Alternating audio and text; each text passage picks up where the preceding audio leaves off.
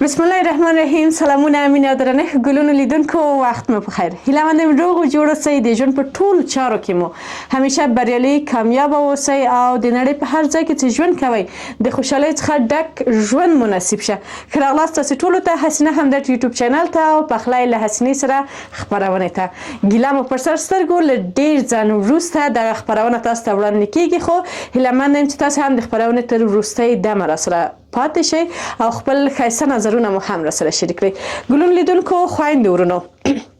ځکه خویندې ورونو وایم چې دا خپرونه نو ځانګړې توګه هم د خپلو ګلونو خویندو لپاره ده او هم د هغو مسافرو ورونو لپاره ده چې مسافر دي د کورنیو څخه، د خپلو خویندو څخه، میندو څخه او قدرمنو مېرمنو څخه لرې دي او هلته نو د پخلی په برخه کې بیا لږ څه ستونزې درته پیدا کېږي. نو همدغه خپرونه په ځانګړې توګه ستاسې لپاره ده او ستاسې لپاره زه کوشش کوم چې دغه د پخلی ټولې برخې ډېر ساده او اسانه بڼه تشریح کړم، درته وښیم هغه لازمه مواد یې، طریقه د پخولو یې، تر څو تاسې وکړئ چې هغه مسافرۍ په دیار کې په د وطني او افغاني خوندور خواړه نوشیجان کړئ او هماغه د مور د لاس، د خور د لاس او د مېرمنې د لاس مزه مو وڅکئ او احساس یې کړئ. او دا شکایت بیا ونه لرئ چې د هېواد بهر یو مسافر یو او وطني یا مثلا محلي او د خپل وطن خوندور خواړه نسو خوړلی. نو کولی شئ چې خپله لاس په کار شئ او پخلی وکړئ. هسې هم پخلی کوئ ولی که په ښه طریقه باندې وکړئ نو ډېر به ښه وي. دوستان عزیز، شما را خوش آمدید میگم بازم به برنامه آشپزی با حسینه و در این برنامه باز هم یک غذای خیلی خیلی خوشمزه که واقعا بسیار زیاد طرفدار داره و بسیار هم آقایان هم دختر خانم ها علاقمندشان هستن. همیشه گرچه یک کمک پختن جنجالی تر است، وقت گیرتر است، ولی همه تو خوشمزه است، کیف میکنه و هر کس دوست داره که نوشی جانش کنه. امروز در برنامه آشپزی با حسینه براتون بولانی آماده میکنیم. بولانی وطنی که همه ما شما دوستش داریم، ولی اکثرا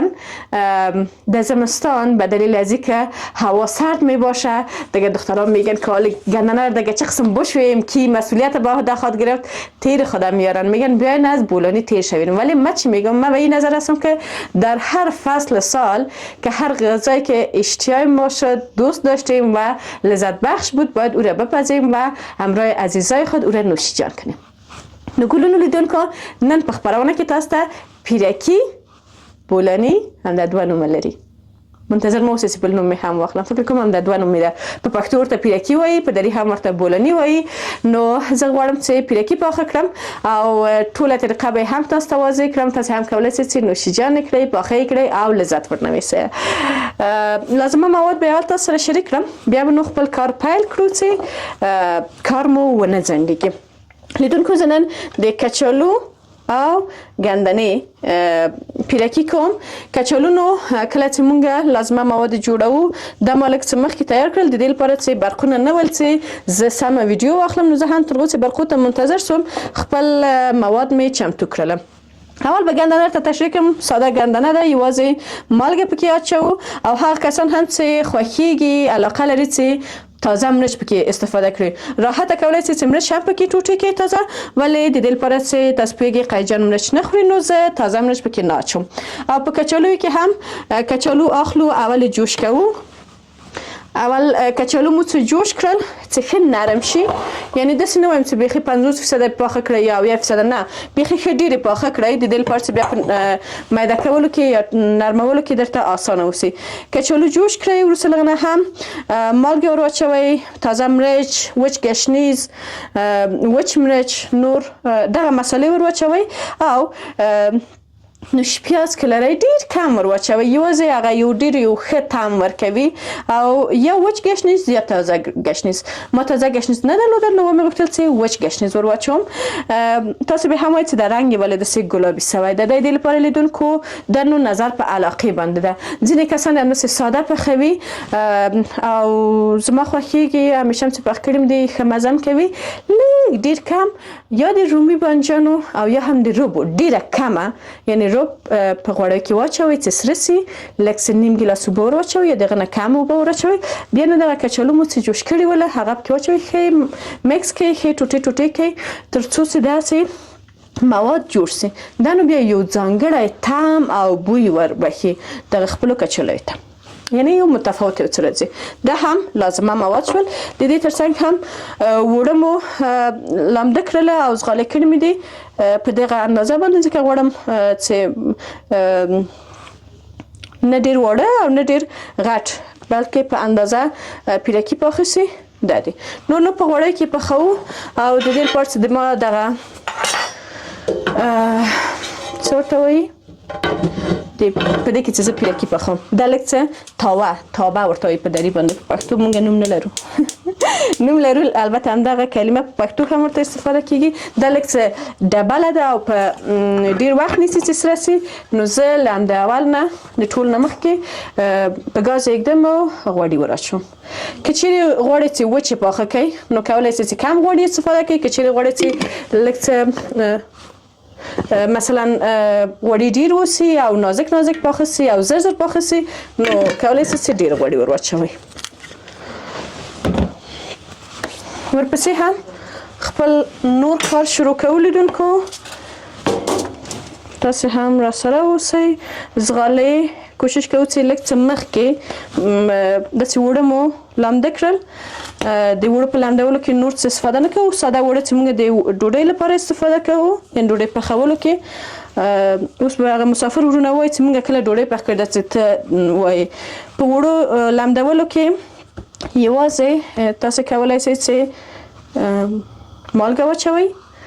خمیر مایه لږ واچوئ او ډېر کم اندازه غوړي واچوئ تر څو چې اوړه مو نرم لامده شي نور نو خپل کار شروع کړئ او لامده یې کړئ کوشش وکړئ چې سخت مه نیسئ لږ څه برابر نرم یې ونیسئ چې کله هم ورسېدل 1 ساعت 2 ساعته پرېږدئ وروسته له هغه نه هم ځغالې کوئ او ځغالې هم بیا یو څو دقیقې پرېږدئ تر څو ورسېږي نور نو نازک یې هواروو په دې رقم سره او بیا هم ډکوو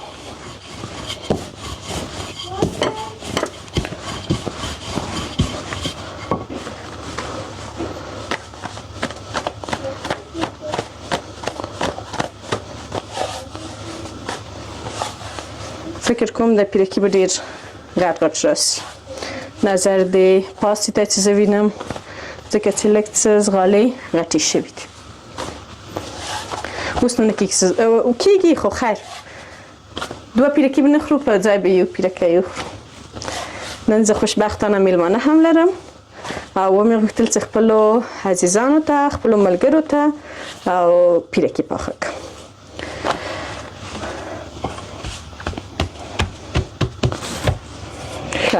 لیدونکو د ګندنې په هکله زه تاسو ته یو خبر وکړم زه به اول دې خواته راسم مالګه به واخلم د ګندنې په هکله تاسو ته ووایم چې د دغه فصل ګندنه یعنې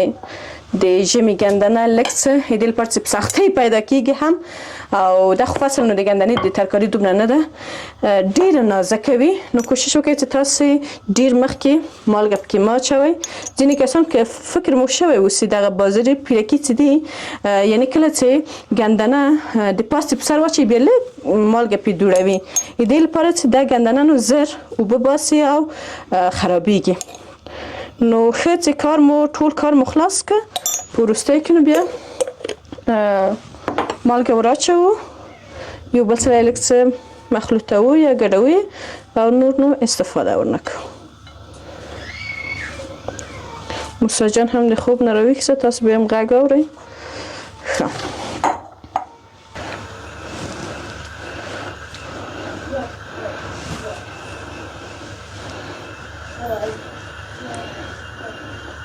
لیدونکو په دې کورونو کې په کورنیو په منځ کې هم دغه پیرکي چې پخیږي بیا نو مختلف ډول مینوال لري ځینې کسان غواړي چې ډېر مواد کم واچوي د ځینو هم خوښیږي چې ډک اوسي خو زه به کوشش وکړم چې متوسط اندازه وي نه به ډېر ډک کړم نه به هم ډېر خالي پرېږدم د خیره روژه هم را روانه ده نو د کله چې پیرکي پخوو عموما هماغه د روژې آل او هوا په انسان باندې راځي ښه غوړي مو هلته سره شوي دي او پیرکي به نو واچو.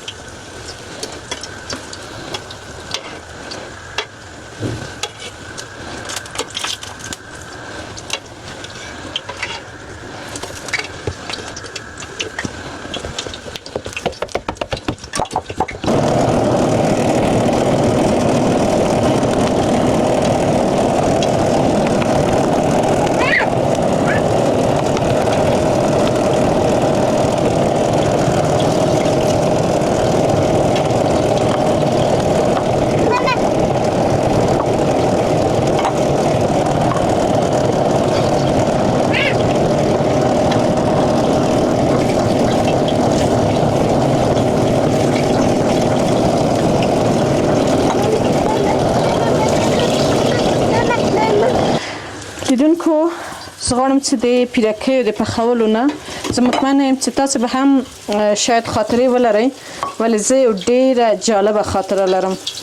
دا خاطره مې هر چاته ډېره زیاته ویلې ده او تکرارم ده ولې بیا هم هر ځلې چې زه وایم زه همغې صحنې ته ځم او دغه یادول یې ماته واقعا ډېر جالبه دي.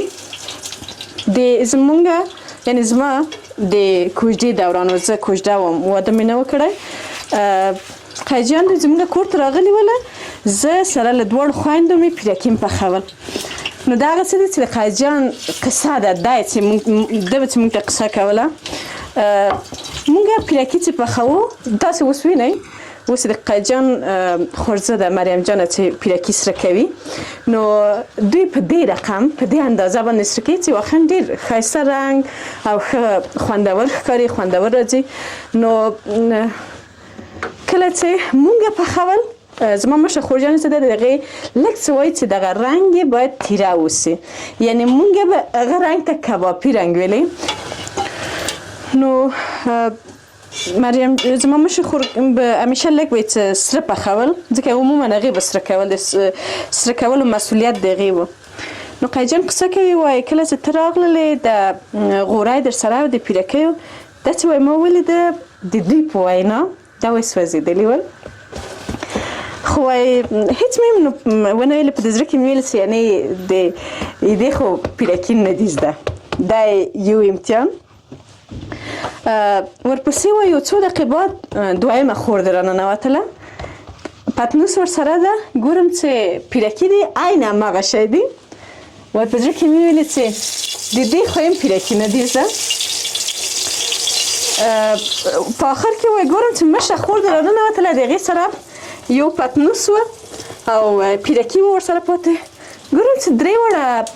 غوري او پتنوسونه په همغه یو رقم پیرکي دي نو وایي ما ځان سره ویله چې د درې واړو نه دي زده دا خبر ده په زړه کې وه کله چې مونږ واده وکړو وروسته له هغه نه پیرکي یوه ورځ پخول نو ما سره کول نو کله چې په همغه رقم مې سره کړله نو یو قیجیان ویله چې سره کول یې ما ته پرېږده ځکه یې تا نه دي زده ما ویل ولې مې نه دي زده ما یعنې مونږ همیشه پخ کړي دي یو وخت قیجیان یو دانه یې سور کړه وایي پیرکي داسې څوک سره کوي هغسې وایي سوځېدلی ما ورته ویل نه داسې خام دي هغسې سم صحیح کبابي پخ شوي دي دا ډېره جالبه خاطره وه اوس جالبیت یې په څه ده کله چې زه مې د خور کره ځم یعنې مور د کره مې هلته پیرکي پخوو نو هغسې پخوم او که چیرې داسې پاخه کړم بیا هغوی وایي چې سوځېدل دي یعنې پلارګنۍ خواته مې چیرې کله چې بیا د خسرګنۍ سکره مې یا چیرې میلمانه لاړ سو یا څوک میلمانه راځي پیرکي پخوم بیا نو مجبور داسې پخوم چې مثلا دوی خو ټول داسې خوري هغه خو ټول هغسې خوري دا واقعا ډېره جالبه خاطره ده ما په ژوند کې چې مونږ هغه ته یو ډول نظر درلود ولی قیجن په نظر هغه سوځېدلي ول او بل لیدونکو د پیرکیو ښه خبر دا ده کله چې پخوو چې عموما دا په جمع کې پخیږي مثلا کله چې د کورنۍ ډېر غړي اوسي یا مثلا میلمانه اوسي هماغه جمع کې پخول او تیارول هم خوند کوي او هم مزهداره راځي موسی جان نو شوخي شروع کړې ده او ماشاءالله ډېر خوشحاله هم دی هماغه د کله دروازه ووهي کله یو څه کله بل څه لیدونکو د کچالو خاصیت دا دی چې څومره هم اوبه ور واچوئ تر څو نرم سي هغه کله چې لږ وخت په تېر سي بیرته سختېږي نو بیا د جوړول په وخت کې ډېر راحته لږ څه اوبه ور اچوئ تر څو نرم اوسي او راحته تاسې په پاست یې هغه هوار کړئ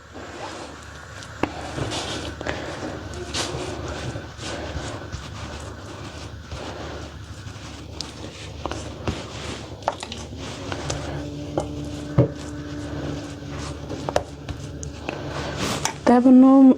مکس پاخه کوه کسان سه هم کچالوی خوښیږي هم گندنه دا به نوشیجان کی لیدونکو تاسو به را سره مل اوسئ او زه به هم خپلې خبرې کمې کړم ځکه دا طبیعت دی کله چې څوک کار کوي خبرې نشي کولی ډېرې او کله چې څوک خبرې کوي بیا ډېر کار نشي کولی د همدې لپاره عموما په تلویزیوني خپرونو کې دغه د پخلي خپرونو کې دوه نفره وي یعنې یو آشپز وي او یو هم ویونکی یا هم نطاق پریزنټر وي نو زه په دې خپرونه کې یو نفر د دواړو مسؤلیت لرم د هغې لپاره د دې لپاره چې میلمانو باندې مې ډوډۍ ناوخته نسي او وږي نسي غږ یې پورته نسي زه مجبوره یم چې خبرې کمې کړم زر زر خپل کار وکړم تاسو هم راسره مل اوسئ چې نور څه کوو د پیرکیو سره څه باید نوشیجان سي مستې تروې چتنې ترشي دا ټول جوړوو او د خپرونې تر وروستۍ دمه ستاسې ملتیا غواړم